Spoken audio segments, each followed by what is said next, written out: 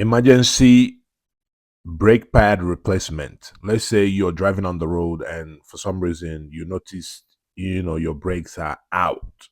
Your front brakes are out. This is how you do it. You know, simple. You don't need too much tools. Just get yourself a 14 wrench, break loose the caliper,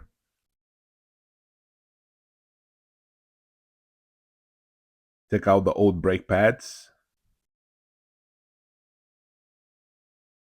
Now go get a new brake pads. So what we're gonna do right now is, like I said, you emergency.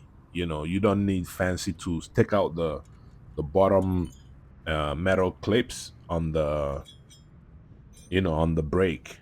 You know, put in the new brake pads. As you can see, the metal one with the metal shim goes inside. So, like I said, just with this Phillips screwdriver, pry your caliper, you know, do that.